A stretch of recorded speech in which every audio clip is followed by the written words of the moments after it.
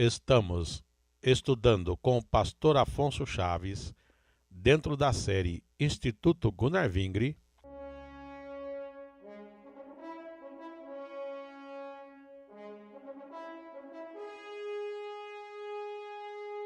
O Ministério de Jesus.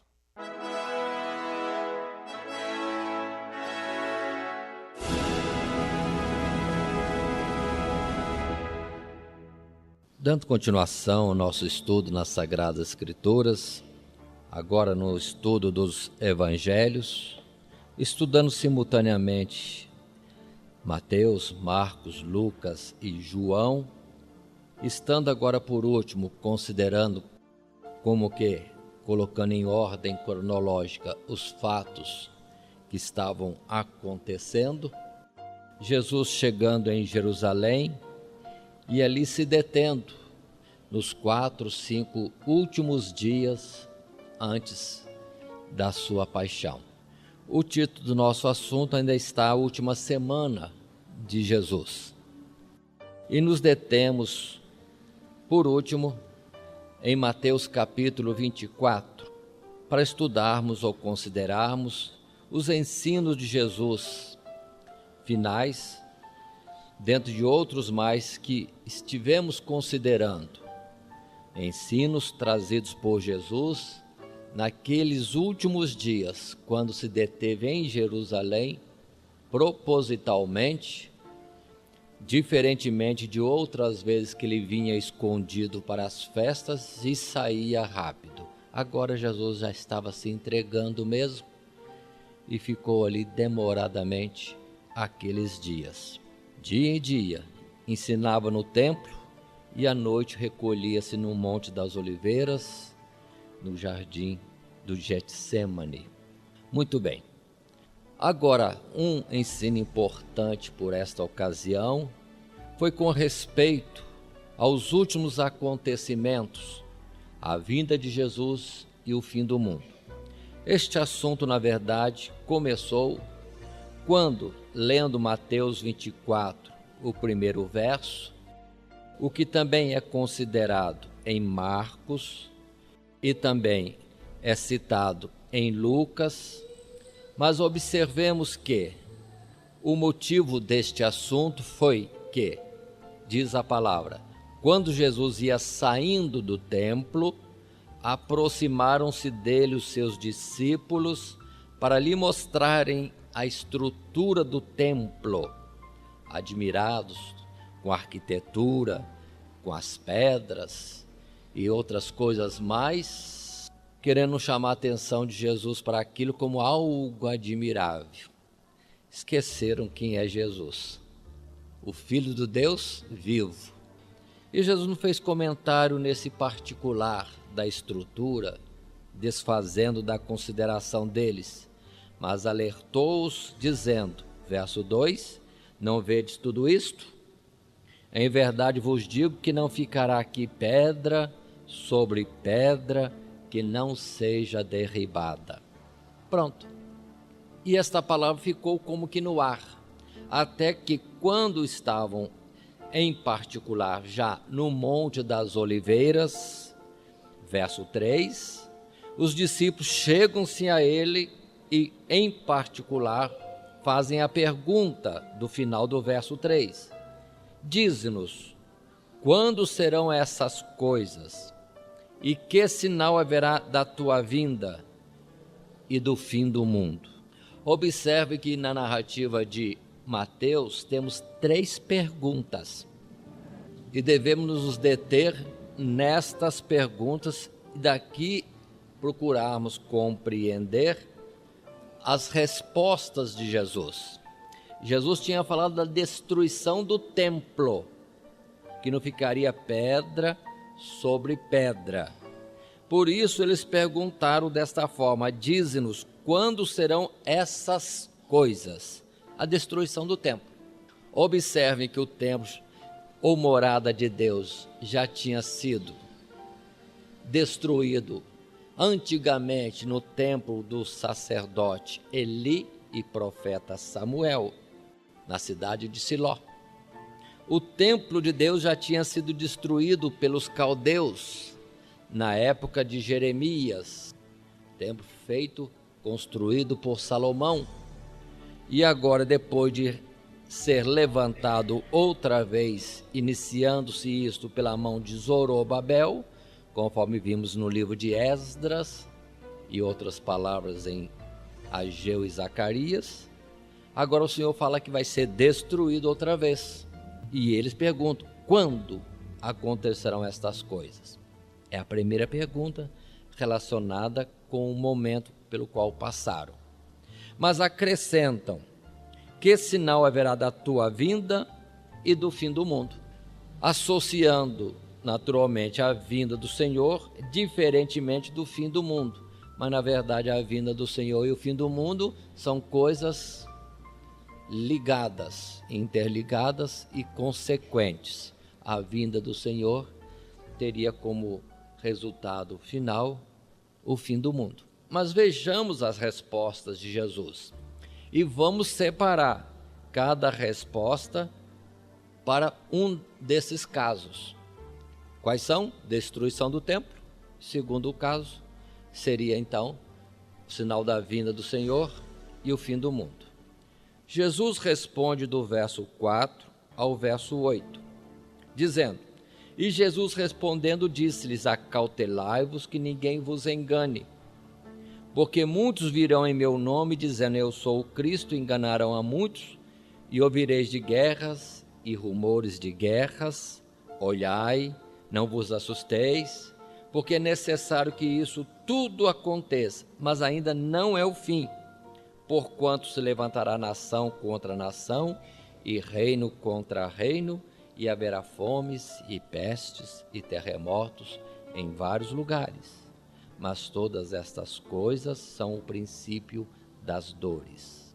Esses versos, Jesus está respondendo sobre qual pergunta?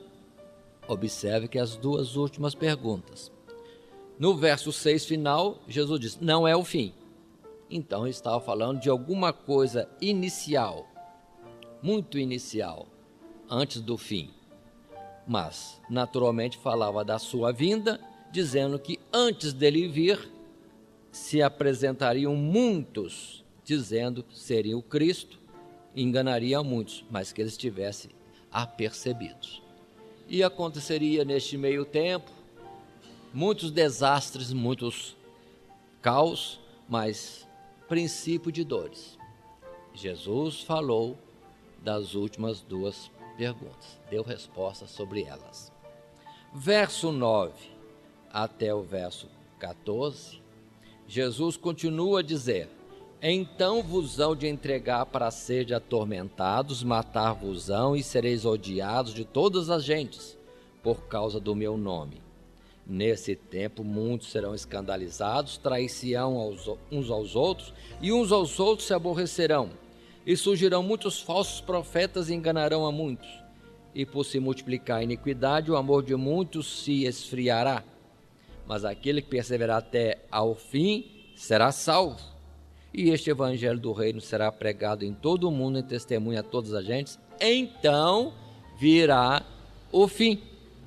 Observe que outra vez, novo texto, que é um consequente ou um continuar do princípio das dores, aflições, traições, aborrecimentos, multiplicação de iniquidade, amor esfriando, quanta coisa ruim.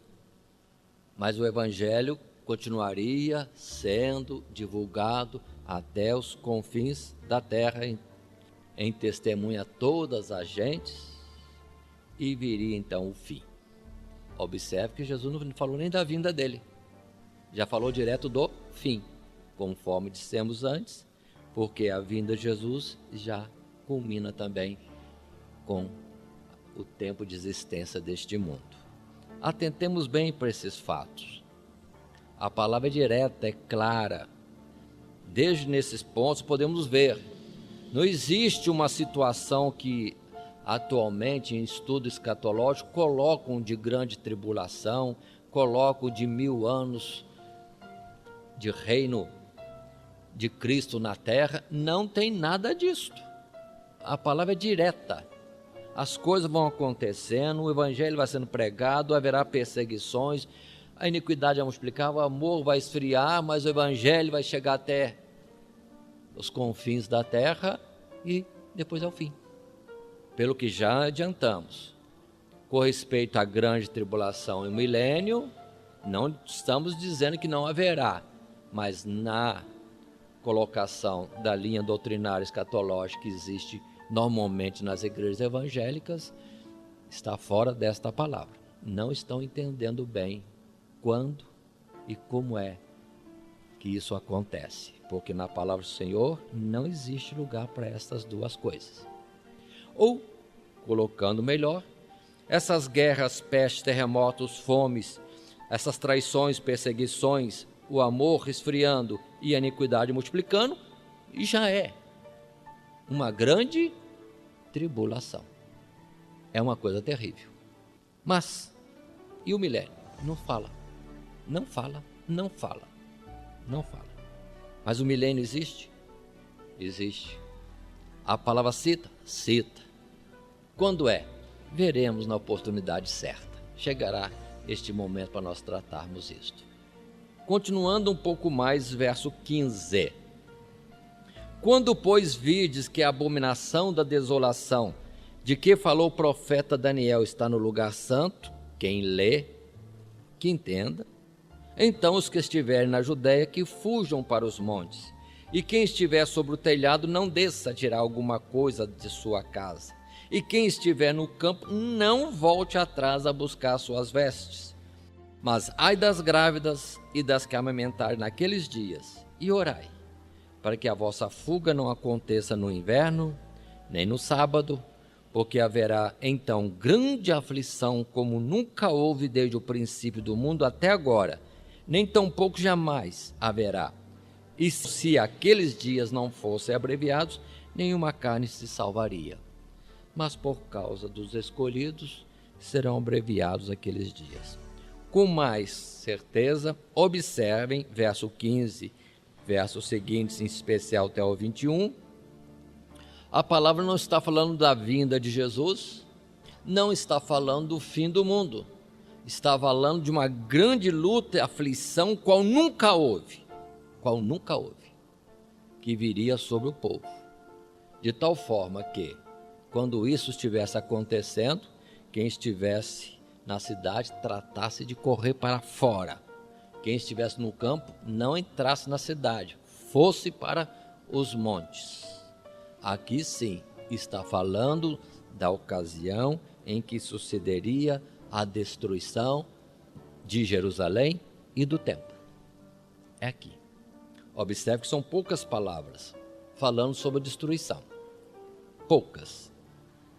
Mas permita-nos passar um pouco as páginas, guardando Mateus 24. Vamos fazer a abertura de um parêntese e vamos ver Lucas capítulo 21, porque aqui podemos colocar com cuidado as palavras registradas por Lucas sobre este assunto, a partir do verso 5, e semelhantemente a Mateus, não tem muita diferença, a não ser esse ponto que tem um destaque especial.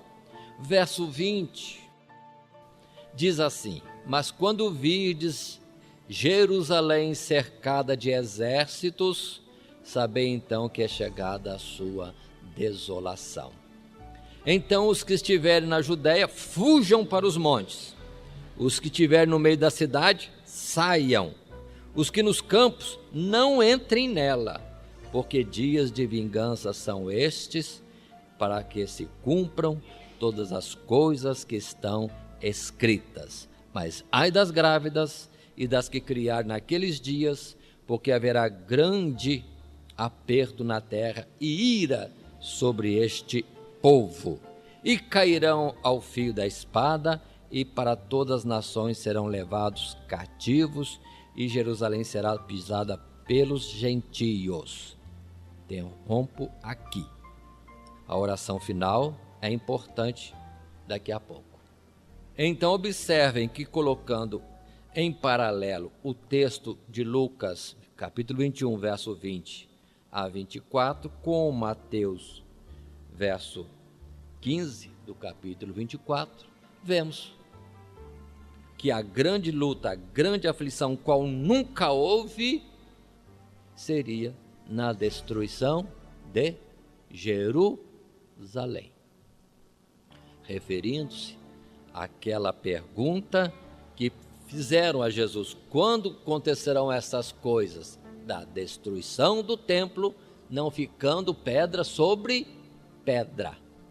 Muitos fazem outras colocações, querendo dar interpretações para a mulher grávida, para sábado, para inverno, mas a palavra é simples, porque se a destruição de Jerusalém, o avançado exército romano, que isso já aconteceu lá no ano 70 da nossa era, tivesse sido num sábado ou no inverno, coitado do povo que procurasse escapar. Escapando, não iriam longe com o inverno. Grávidas, que fariam? E se fosse sábado? Na religiosidade, não poder caminhar para longe, estava à mercê do exército que estivesse chegando. Então, observe, a palavra é simples. Isto já aconteceu. Mulher grávida, inverno e sábado, não tem nada com a vinda do Senhor e o fim do mundo. É só destruição de Jerusalém. Lucas foi claro ao dizer: quando virdes Jerusalém cercada de exércitos. Lembremos que, estudando Daniel no capítulo 9, a palavra foi clara. Depois do Messias ser tirado, viria o povo do príncipe, que destruiria a cidade e o santuário. E isso aconteceu. O povo foi o povo romano, que veio em exército comandado pelo príncipe ou general Tito, e destruíram tudo, por causa das revoltas dos judeus contra o domínio romano. E foi uma destruição terrível, terrível. Observe bem isso. Então a palavra é clara, não vamos fazer ficção a respeito disto. E aqui vou fazer um retorno a Mateus capítulo 24, quando no verso 34, Jesus disse: em verdade vos digo que não passará esta geração sem que todas essas coisas aconteçam. Que geração? Aquela geração. Porque Jesus estava aproximadamente no ano 30 da nossa era, mas alguns anos, 40 talvez, anos 70, concluiu esta palavra. Naquele mesmo tempo, daquela geração, Jerusalém foi destruída. Mas por que está soltado as palavras? Jesus está respondendo, e quem registrou desta forma. E como nas Sagradas Escrituras nada é obrigatoriamente em ordem cronológica ou explícito, fica em mistério, por isso as palavras continuam assim como que misturadas, mas Jesus está respondendo a 3 perguntas. E esses versos que lemos por último respondem sobre a destruição do templo em Jerusalém.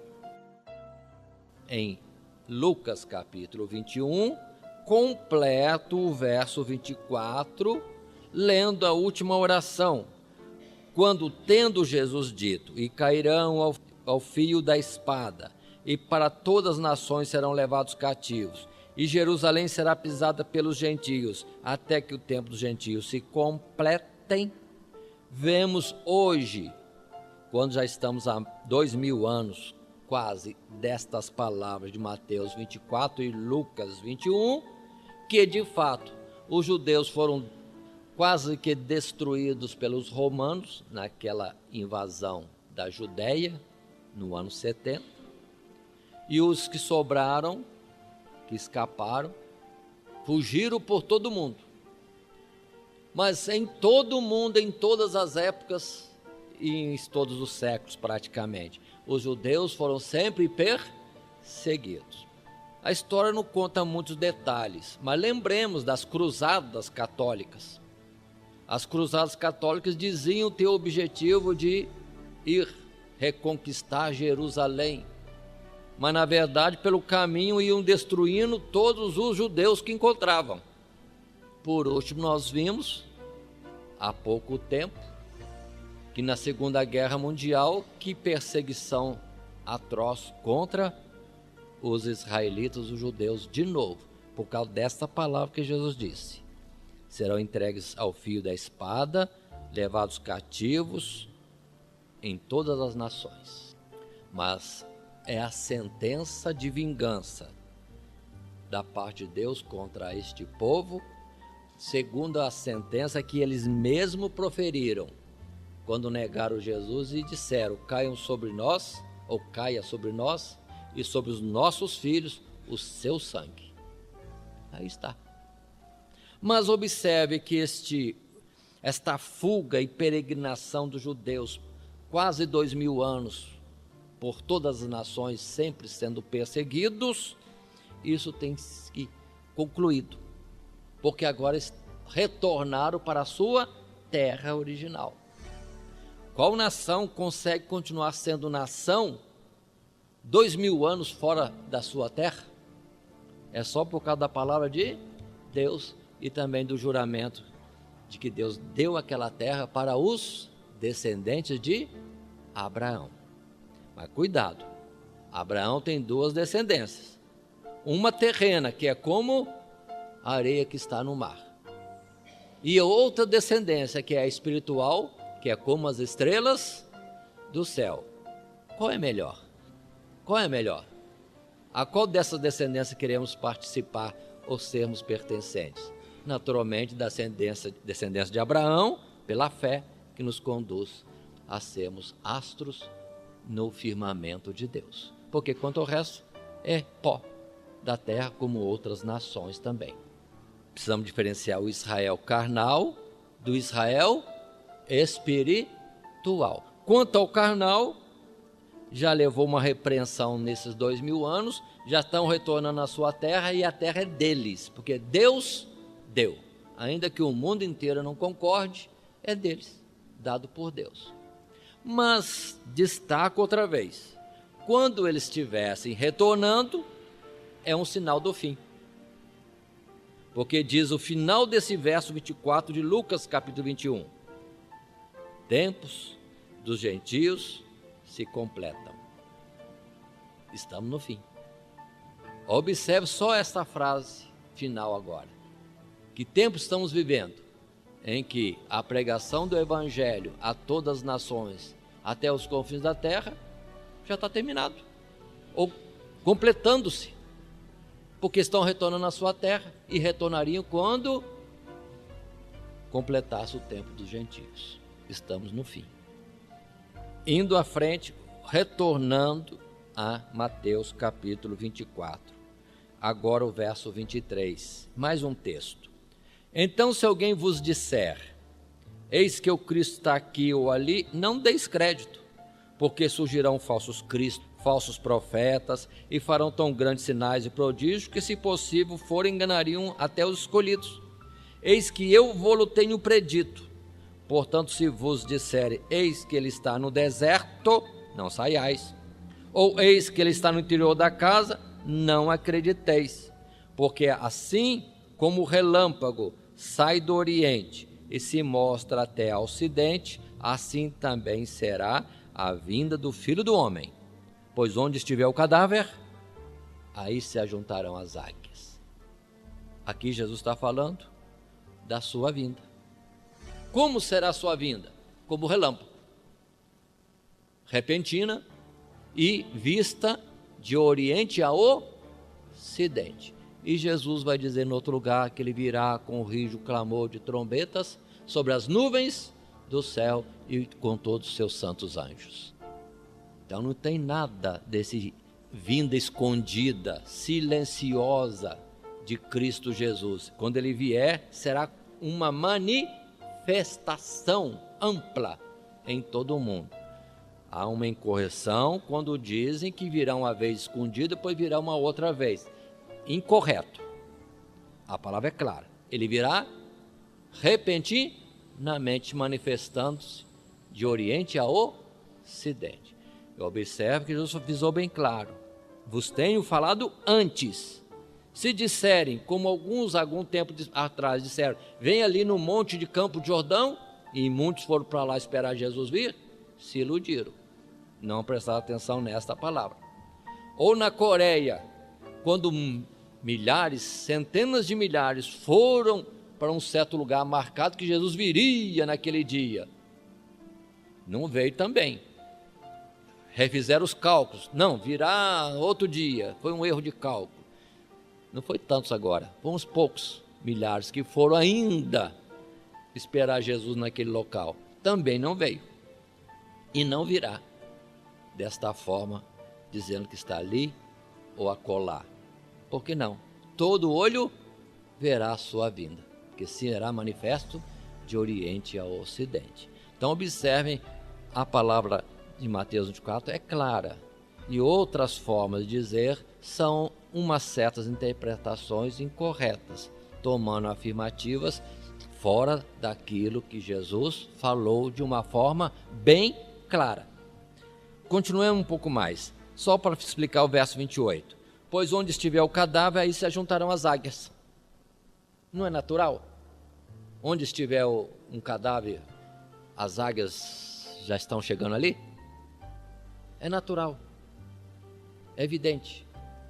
Assim também vamos entender, essa palavra é figurada, que onde estiver um servo de Deus, ali estarão os anjos buscando para o dia do arrebatamento, conforme a parábola que já falamos ligeiramente em Mateus capítulo 23, a respeito da rede de pescar, a respeito do trigo e do joio, quando o Senhor concluiu que no final dos tempos virá o Senhor e os seus santos anjos vão recolher todos os escolhidos de toda a face da terra. Então, por isso esta comparação. Não precisa ter preocupação. O crente tem um cheiro de crente, ou como disse Paulo, tem o cheiro de Cristo. Então, onde ele estiver, ele vai ser achado e levado para o céu. Não precisa preocupar. Continuando, verso 29, Mateus 24, continua. Logo depois da aflição daqueles dias, olha, aflição. Aflição é sinônimo de tribulação. Então não está para vir. Ela já está no mundo ou já esteve.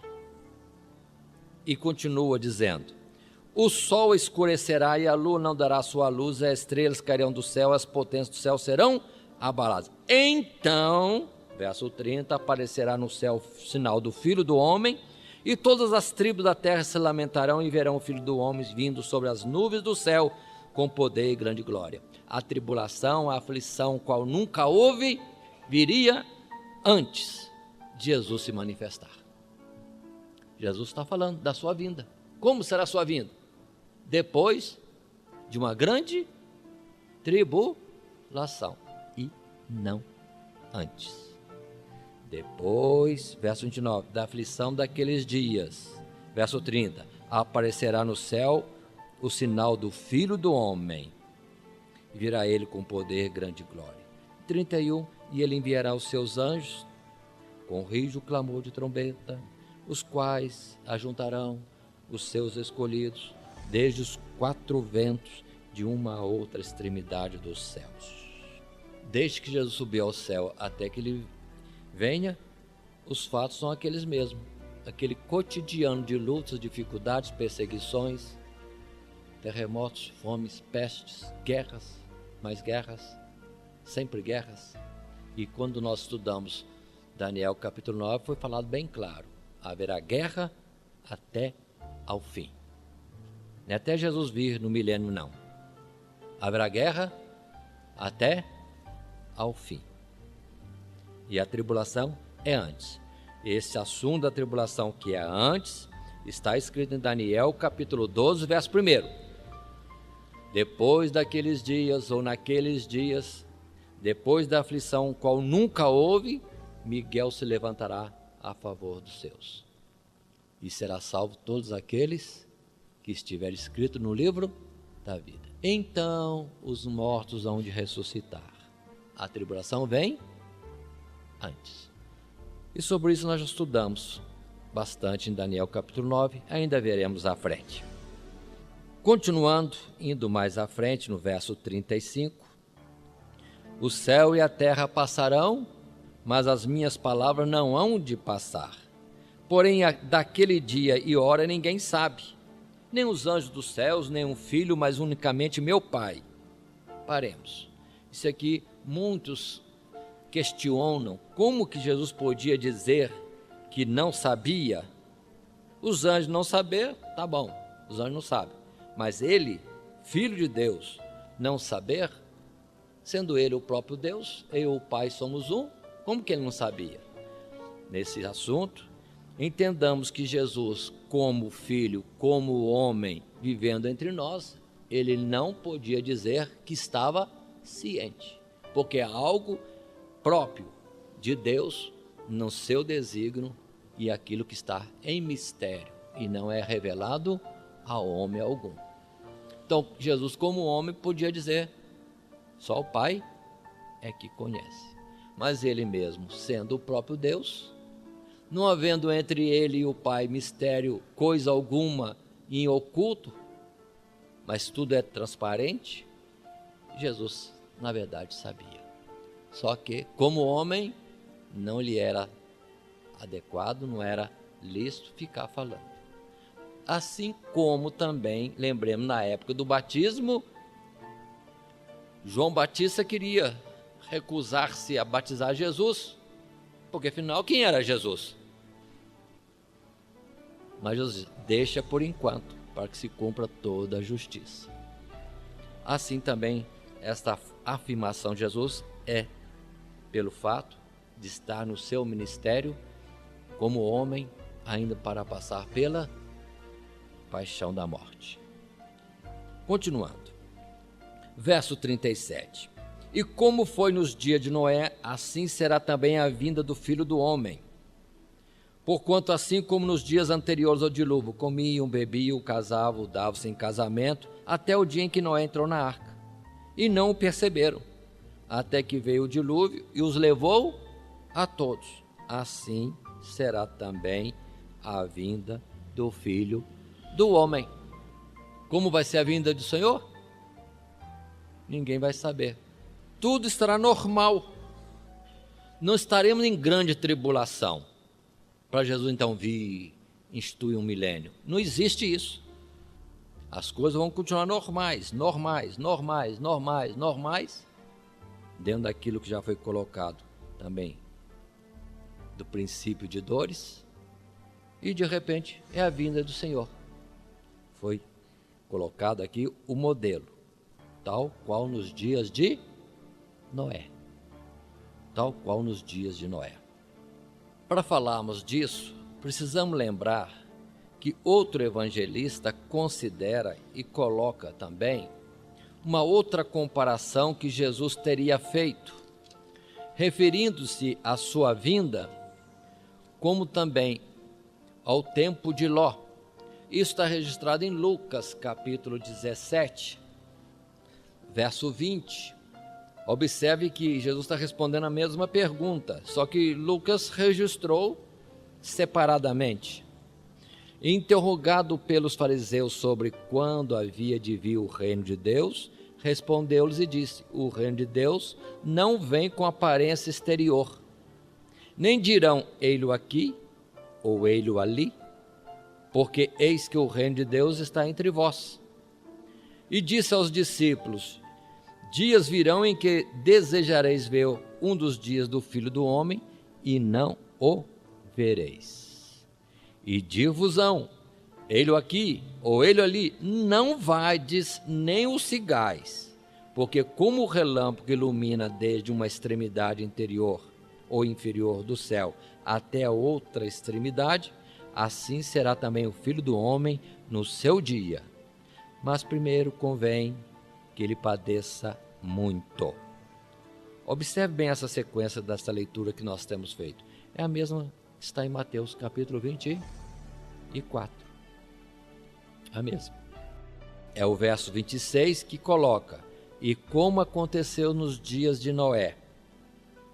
E depois vem o verso 28. Como também da mesma maneira aconteceu nos dias de Ló.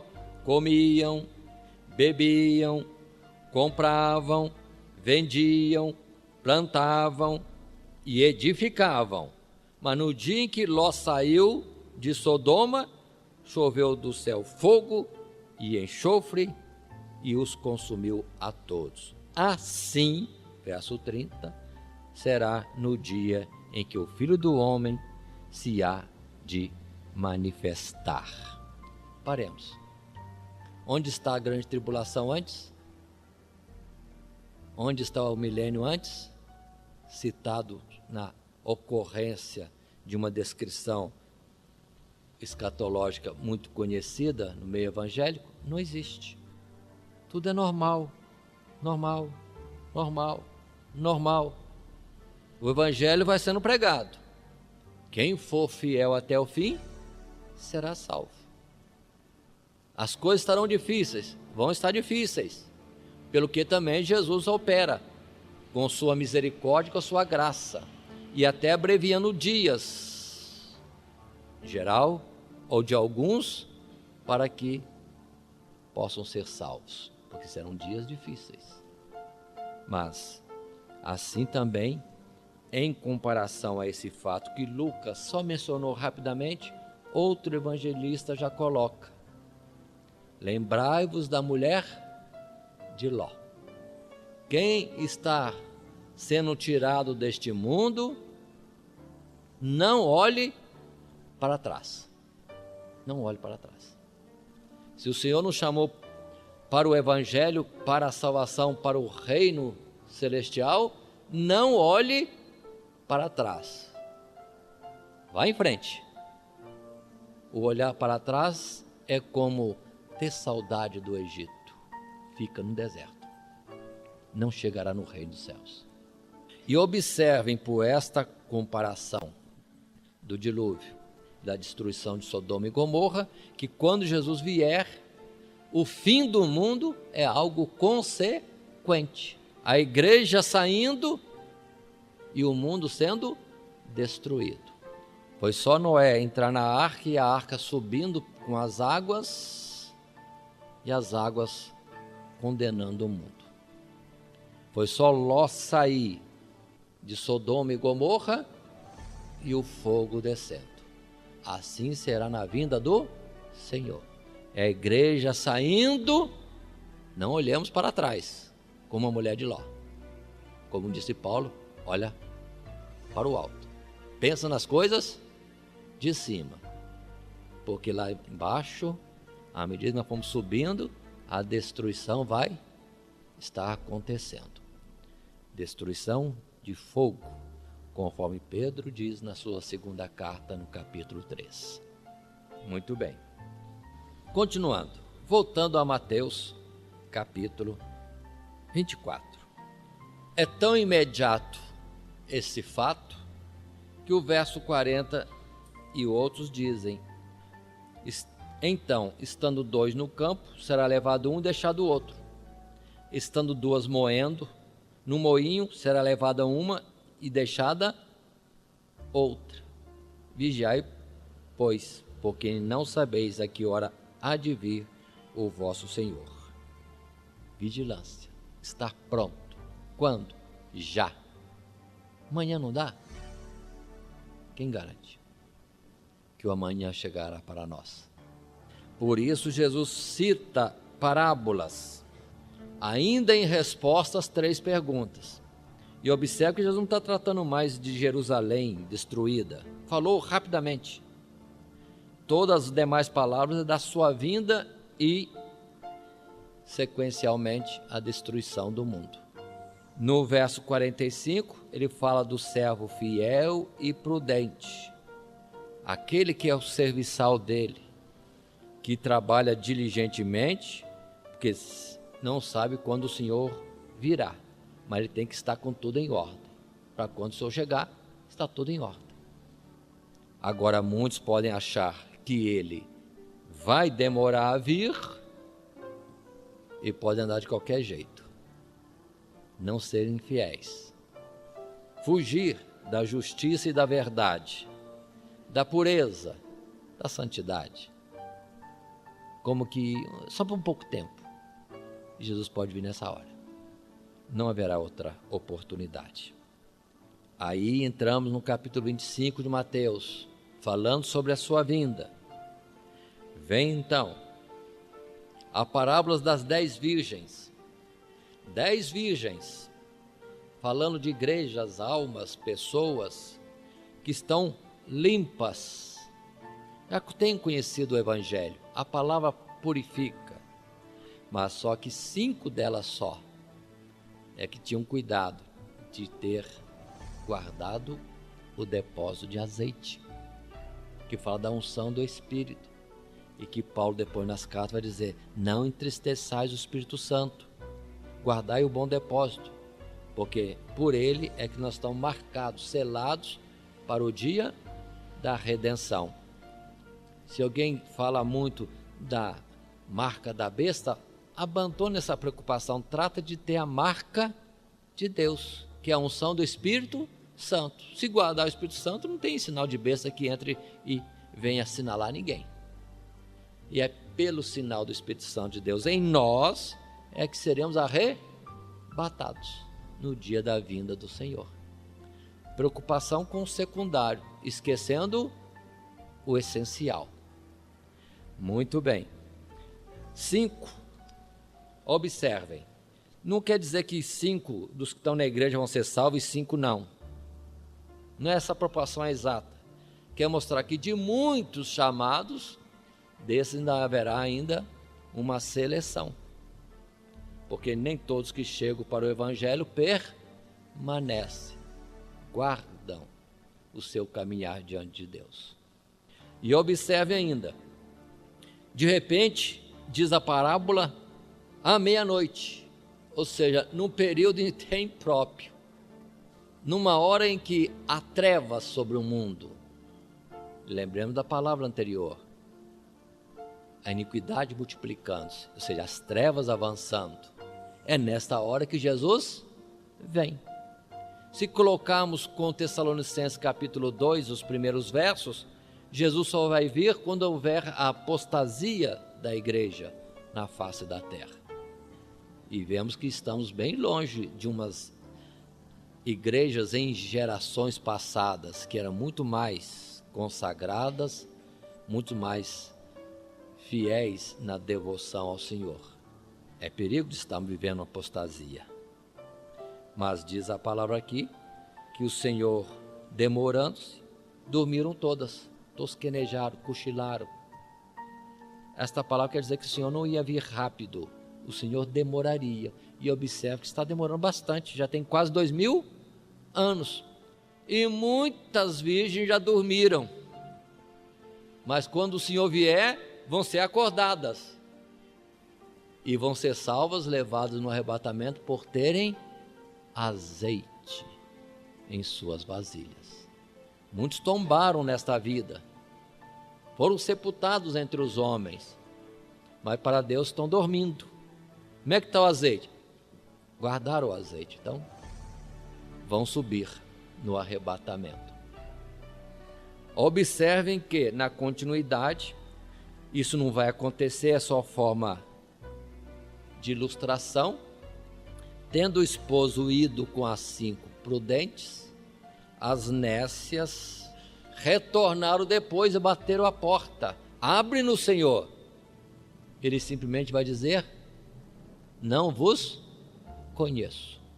Então, diferentemente de uma escatologia colocada normalmente entre as igrejas evangélicas, que diz: espera um pouquinho, uma grande tribulação, o anticristo vença tudo isso, que Jesus vem para reinar 1000 anos, não tem isso não, porque uma vez Jesus vindo, não há mais oportunidade, cessou, o período da graça se encerra, a porta da salvação se fecha, é o juízo de Deus, porque o Senhor sobe com os prontos e é o fim de todo este mundo. Observe bem essa parábola nesse particular também. Não há outra chance. As chances estão sendo dadas nesse período, desses dias que nós estamos vivendo. Por isso, repete essa palavra. Hoje, quando ouvir a sua voz, não endureçais os vossos corações.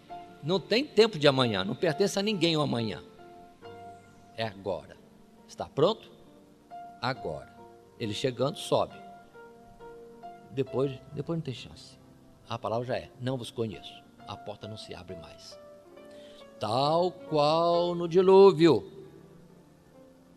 Uma vez que Noé entrou na arca, Deus fechou a porta da arca por fora. Não tem mais chance. Deus fechou. E a porta que Deus fechou, ninguém abre. Da salvação também. Então chegou aquele dia, Jesus buscou os seus, porta fechada. Continuando, parábola sobre a vinda do Senhor, respondendo aquelas perguntas, mas Jesus só está falando da vinda dele e do fim do mundo. Verso 14, porque isso também é como um homem que partindo para fora da terra, chamou os seus servos, entregou-lhes os seus bens, e a um deu 5 talentos, e a outro 2, e a outro 1, a cada um segundo a sua capacidade, e ausentou-se logo para longe. Jesus foi para longe, está demorando a voltar, mas vai voltar. O reino dos céus é assim. E quando vier, vai requerer o relatório de cada um, a prestação de contas. E cada um de nós daremos conta daquilo que recebemos da parte do Senhor. Não há desculpa. Teremos que ter trabalhado no tempo da ausência dele e granjeado, alcançado alguma coisa. É preciso que, segundo outra colocação, venhamos a dar fruto para Deus, porque nesse tempo da ausência dele, como que a ausência dele? Temos que trabalhar, porque também como árvores, estamos sendo regados, estamos sendo adubados, estamos recebendo o calor do sol, figurativamente, para darmos frutos para Deus. Se não dermos fruto, Jesus vem, corta a árvore e lança no fogo. É também uma parábola falando da vinda do Senhor e do fim do mundo. Mais à frente, ainda no capítulo 25, verso 31, e quando o Filho do Homem vier em sua glória, e todos os santos anjos com ele, então se assentará no trono da sua glória, e todas as nações serão reunidas diante dele, e apartará uns dos outros, como o pastor aparta dos bodes as ovelhas. É o juízo. Jesus vindo é juízo. Conforme a parábola anterior, prestaremos conta. Prestaremos conta do que fizemos com este corpo, utilizando o fôlego de vida que é de Deus. E a palavra coloca aqui que o Senhor vai chamar uns, vinde benditos. Por quê? São aprovados. Por que são aprovados? Aí cita o Senhor algumas coisas, mas não é mérito nenhum que veio a favorecer Deus, mas é a execução da palavra que diz, amar o próximo como a nós mesmos. Quem teve o cumprimento do mandamento do Senhor de amar, vinde bendito. Mas Senhor, quando é que isso aconteceu? Porque o Senhor vai falar que foi feito a ele. E ele vai explicar, quando fizeste a um dos meus pequeninos, a mim o fizeste. Ao contrário também, outros, o Senhor vai condenar dizendo, tive fome, tive sede, estive nu, não cuidaste de mim. Mas quando, Senhor, te vimos? Toda vez que não fizeste a um desses pequenos, o próximo, a mim não o fizeste. E observe que uns para o céu e outros para a destruição. Não há milênio também aqui, na face da terra. Os aprovados vão para o reino de Deus, preparado desde a fundação do mundo, e os rejeitados para a destruição. Não cabe um milênio na vinda de Jesus na face da terra. Não. Muito bem. Essas palavras nós estamos considerando, também estão, conforme dissemos, em Marcos, em outras partes de Lucas também, mas Mateus é mais extenso, mais detalhado e apresenta junto muitas parábolas que Jesus falou por esta ocasião. Mas retornando a Lucas, capítulo 21, queremos acrescentar algumas expressões de Jesus. Me ocorreu agora, vindo à memória, que quando fala-se em Lucas sobre a mulher de Ló, Jesus conclui aquela passagem dizendo: qualquer que procurar salvar a sua vida, perdê-la-á. E qualquer que a perder por causa do reino dos céus, ganhá-la-á. Quem fica na opção duvidoso entre tratar das coisas de Deus ou do mundo, já perdeu o reino de Deus. Já perdeu. Ou, outra palavra, se não negarmos a nós mesmos e tomarmos a nossa cruz e segui-lo, não somos dignos do reino dos céus. No mundo capitalista que nós estamos, está muito perigoso. A gente está cheio de atenção para aquilo que temos, que precisamos possuir, que precisamos armazenar, e lutamos para ganhar o reino da terra e podemos estar perdendo o reino de Deus. Buscai primeiro o reino dos céus, e as demais coisas vos serão acrescentadas. Assim, agora, indo à frente, Lucas capítulo 21, verso 25 em diante. Ainda destaque da vinda do Senhor e do fim do mundo por Lucas. Ali diz: e haverá sinais no sol, e na lua, e nas estrelas, e na terra angústia das nações, em perplexidade pelo bramido do mar e das ondas. Observem bem. Homens desmaiando de terror na expectação das coisas que sobrevirão ao mundo, porquanto os poderes do céu serão abalados. Então verão vir o Filho do Homem numa nuvem com poder e grande glória. Pergunto, como está o mundo hoje? Como estão os povos hoje? Não parece que isto é bem explicado, se encaixa bem no verso 25 e 26? Como é que está o mundo hoje? A crise econômica já passou? Mas não passou? Terrorismo, violência, desemprego, pestes. Leio de novo o verso 25. Haverá sinais no sol e na lua e nas estrelas, e na terra angústia das nações em perplexidade pelo bramido do mar e das ondas. Homens desmaiando de terror na expectação das coisas que sobrevirão ao mundo, porquanto os poderes do céu serão abalados. Não é isso que está acontecendo nesse tempo? E observe que essas aflições, angústias, perplexidades, essa expectação ruim que sobrevém sobre todos os povos é antes de Jesus vir, e não, como dizem, depois. É antes. Depois disso, 27, então verão vir o Filho do Homem numa nuvem com poder e grande glória. A vinda do Senhor será dentro de uma normalidade da vida terrena. Verso 34, Jesus faz uma exortação. Olhai por vós, para que não aconteça que o vosso coração se carregue de glotonaria, de embriaguez e dos cuidados da vida, e venha sobre vós de improviso aquele dia, porque virá como um laço sobre todos que habitam na face de toda a terra. Vigiai, pois, em todo o tempo, orando, para que sejais havidos por dignos de evitar todas essas coisas que hão de acontecer e estar em pé diante do Filho do Homem. Observe bem essas colocações últimas que fizemos. E dentro da limitação da nossa existência, se Jesus não vir para nós, entretanto, pela morte estamos como que indo ao encontro dele. Então, no dia a dia, quando alguém tem a sua carreira de vida encerrada, é a mesma palavra. Encerrou.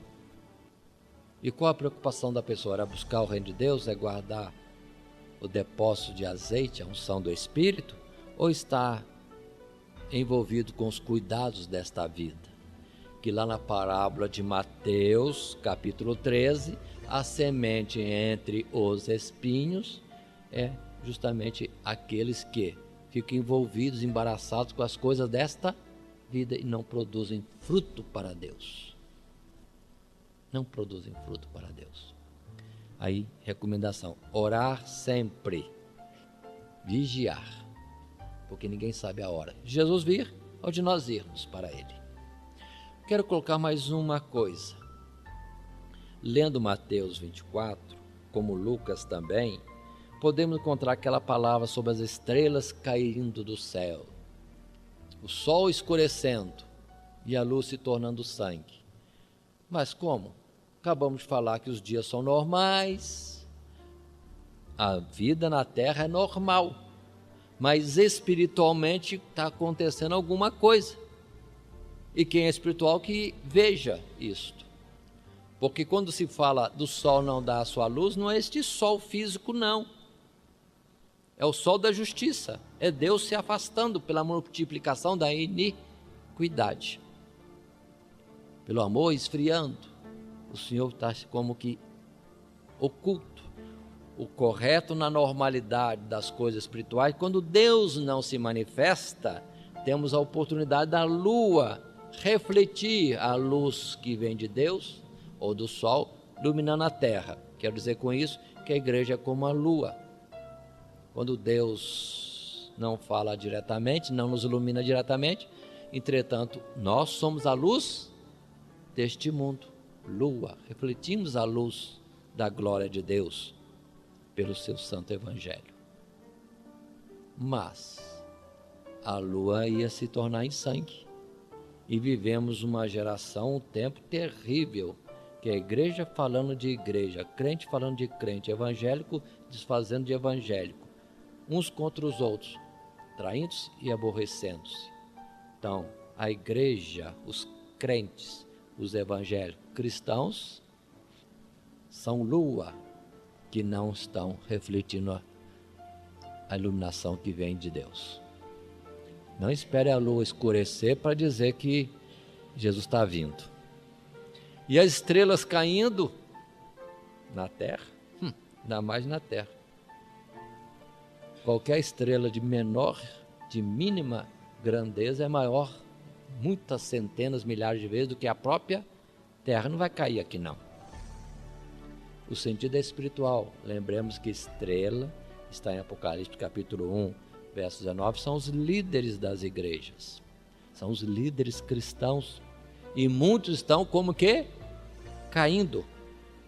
Que vergonha. Quanto escândalo para líderes cristãos em todo o mundo. Não só católico, mas de outras denominações também. Que vergonha. Mas é a palavra. As estrelas estão caindo. Então Jesus já está vindo. Todos os sinais estão patentes na presente geração. Precisa estar mais evidente isso para nos preocuparmos de estarmos prontos para Jesus vir? Creio que não.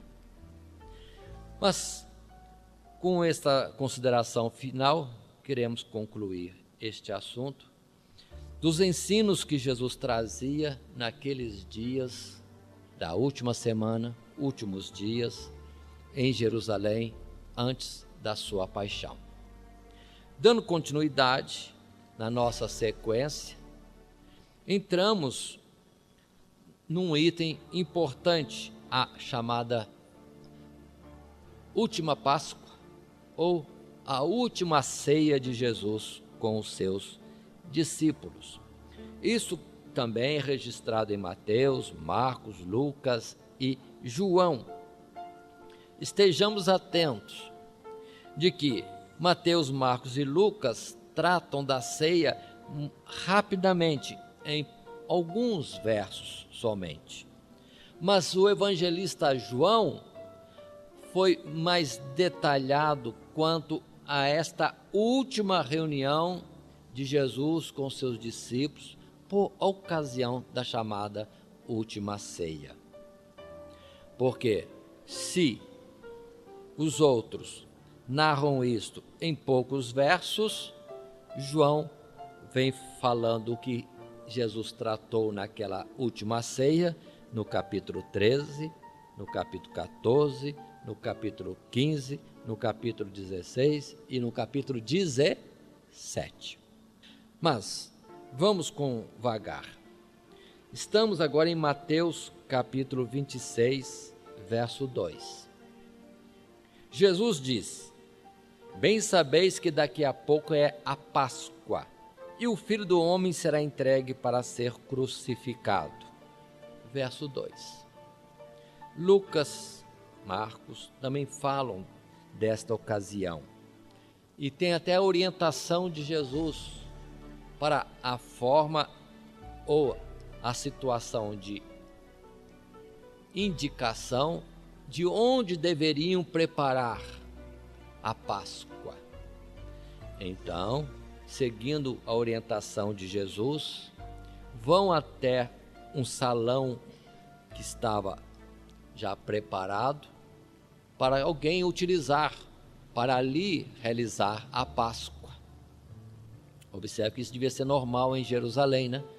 Muitos peregrinos, milhares vindo, então haviam salões para que as famílias, os grupos de peregrinos se reunissem e ali executassem a Páscoa, que era aquele cordeiro assado em fogo e dele se alimentar entre as duas tardes, seja no final de um dia, começo do outro, seja no pôr do sol, com pães asmos e ervas amargas. E Jesus fala sempre com eles sobre Páscoa. Está chegando a Páscoa, procura o local para realizarmos a Páscoa. Chegando à tarde ou noite, Jesus assenta-se à mesa com os seus e diz daquela forma: muito desejei participar convosco desta Páscoa. Mas atentemos, Páscoa? Ninguém perguntou para Jesus. Jesus estava falando naquele momento e era o último. E a Páscoa, na verdade, não era naquele momento e naquele dia, seria no dia seguinte. Se colocássemos no calendário nosso, brasileiro, era uma quinta-feira à noite. Se colocarmos no calendário judaico, era sexta, porque já tinha terminado a quinta-feira no pôr do sol.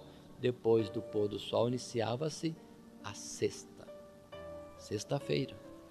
Então Jesus se antecipa e dá-se a si mesmo como o Cordeiro Pascual que livra-nos da morte e dá-nos liberdade para sair do Egito, indo para a caminhada do deserto em direção à terra prometida. Ali não tem cordeiro físico assado em fogo. Vemos que Jesus estava numa ceia comum. E depois de cear, é que Jesus vai então pegar o pão e fazer menção de um ato simples, dando graças pelo pão, partindo e dando aos discípulos, dizendo: tomai e comei, isto é o meu corpo que é partido por vós. Ele se dando. E depois igualmente o cálice. Mateus capítulo 26, já no verso 26 em diante. E Jesus depois ainda coloca a palavra de que aquele cálice que ele repartia era a nova aliança no seu sangue que era derramado por muitos. Jesus estava estabelecendo uma nova aliança. Precisamos ter cuidado. A palavra aliança é chamada de testamento também. É chamado também de pacto. Jesus estava fazendo um novo pacto, uma nova aliança, um novo testamento no seu sangue. Quanto ao outro concerto ou testamento, ficou obsoleto, velho, para nada servia. Mas qual foi o outro concerto? Foi o do Sinai. Quando Deus fez uma aliança com o povo de Israel, no Monte Sinai, mas ali mesmo eles quebraram a aliança. A aliança já estava quebrada de lá. O testamento ou o pacto que fizeram com Deus já se rompeu lá mesmo, em pleno deserto e Monte de Sinai. Pelo que Jesus agora instituiu um novo concerto. Muitos olham para os livros escritos antes de Jesus vir e chamam de Velho Testamento.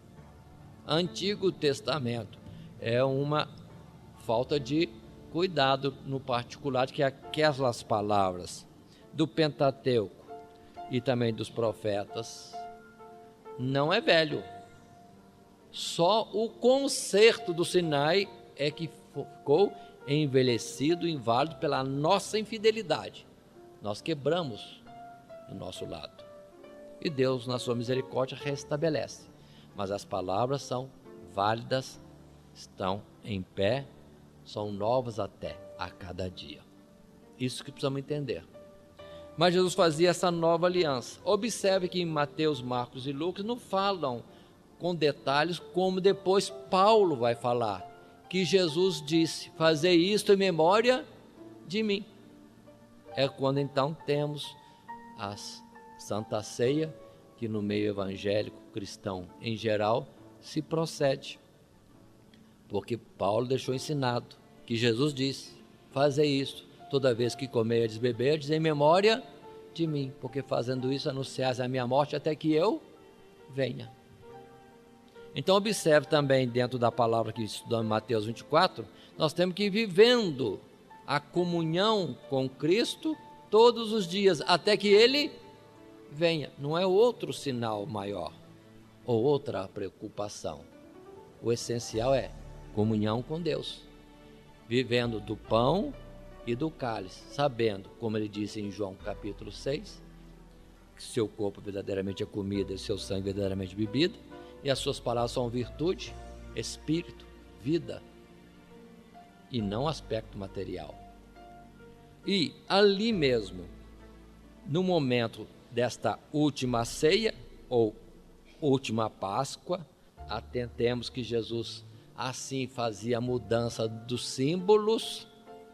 Se a Páscoa antes era simbolizada pelo cordeiro, pão e ervas amargas, agora a Páscoa, Jesus é a nossa Páscoa, diz Coríntios capítulo 5, Jesus colocava a simbologia não mais do cordeiro físico, mas ele mesmo, agora simbolizado no pão e no vinho, representando ele mesmo, corpo e sangue, os elementos simbólicos da nova aliança. Aqui nós precisamos ter esse cuidado. Chamamos de Santa Ceia, mas na verdade é nossa Páscoa. Muitos querem retornar a outra Páscoa com outros símbolos, nem o do passado no Pentateuco que Moisés colocou, e nem que Jesus colocou. Inventaram outro símbolo de Páscoa e erram gravemente, porque a Páscoa fala da morte de Jesus e dizem é ressurreição. Uma incoerência. Estamos vendo que este ato é feito sexta-feira e fazem no domingo, que seria a primeira-feira. Muitas coisas estão acontecendo fora das Sagradas Escrituras. E observemos como Jesus diz que Ele é Senhor do sábado. Para Ele, aquela sexta-feira já era espiritualmente o dia pascual, o sábado do Senhor. E era sexta-feira ainda. Muito bem. Mas continuemos.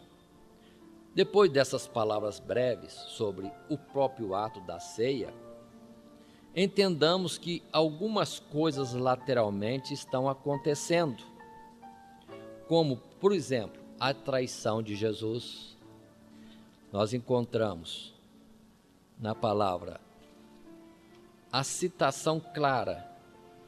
Por exemplo, em Lucas capítulo 22, primeiros versos, que Judas já foi tratar com os principais do povo uma maneira de entregar Jesus, e este ato seria recompensado com moedas de prata. Lembremos de Zacarias, que isso foi predito. Enquanto Jesus está na preocupação de estar com seus discípulos em palavras últimas, Judas Iscariotes está já na artimanha da traição, vendendo Jesus. E todos combinados, não pode ser no dia da festa, tem que ser antes, para não tumultuar o povo e prejudicar a festa.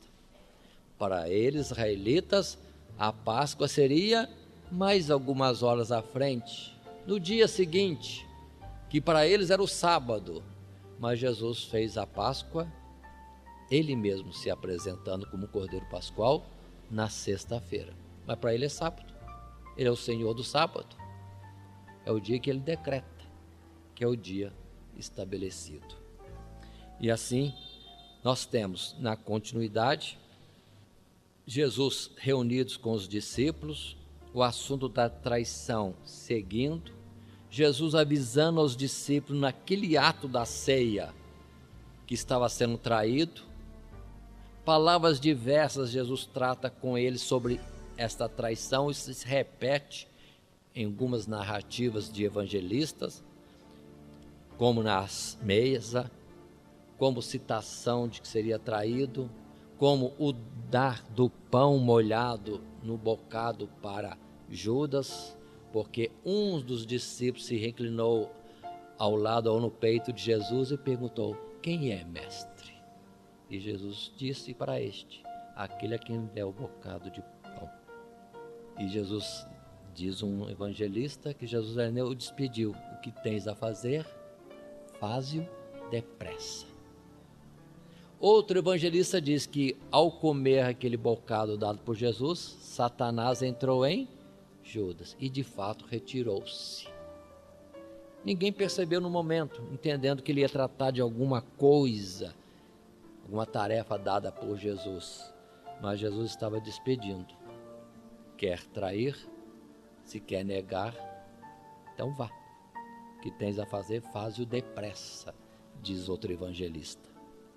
Muito bem, e aí segue-se, mas vamos para João no capítulo 13, que conforme eu disse, é mais detalhado. E observem que João não se detém praticamente ao ato cerimonial desta ceia. João não fala disso. Mateus, Marcos, Lucas, depois Paulo disciplina sobre isto, sobre o ato da realização da ceia, em memória do Senhor. Mas João não fala disso.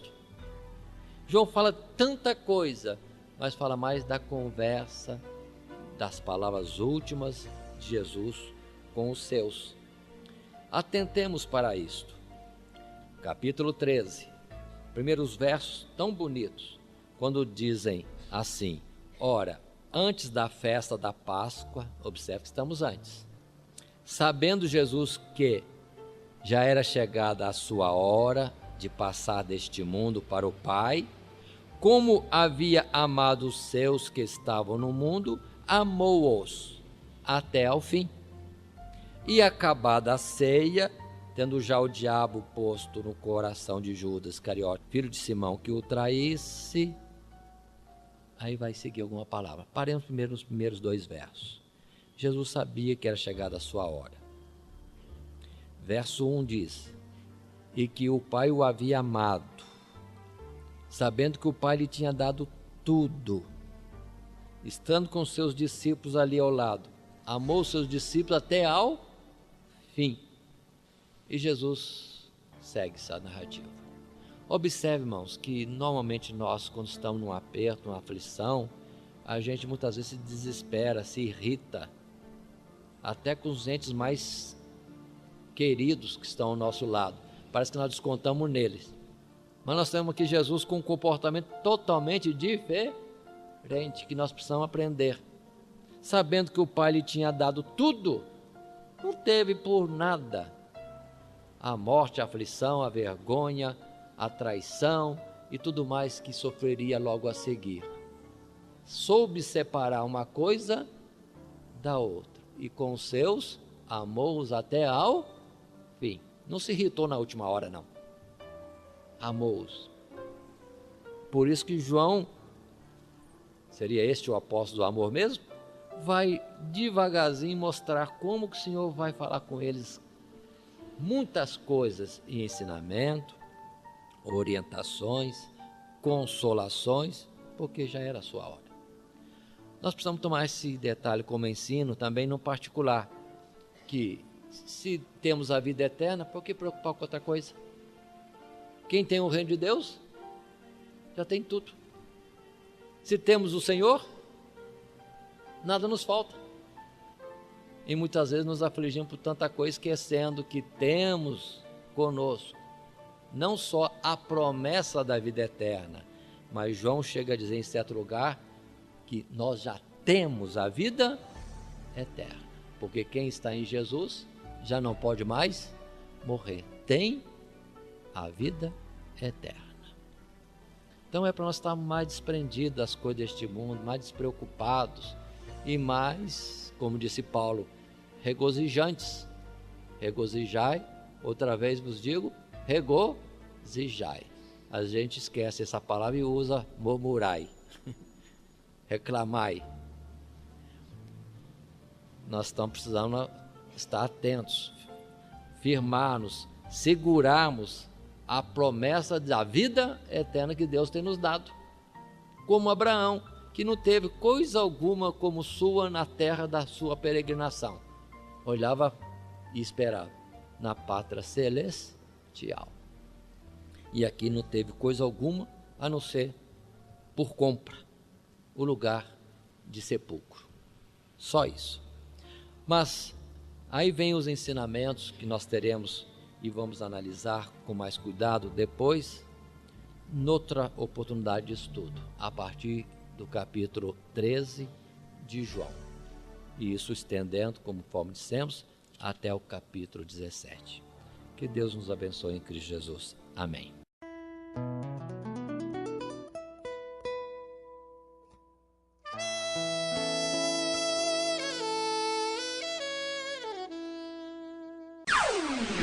Todo dia, toda hora, muito mais prazer em ouvir. Radionet Grata Nova. Web Rádio, a qualidade que faz a diferença, cada vez mais necessária. Rede Grata Nova de Evangelização. Acesse nosso site www.horadadecisão.com.br. Hora da Decisão, tudo junto, sem acento.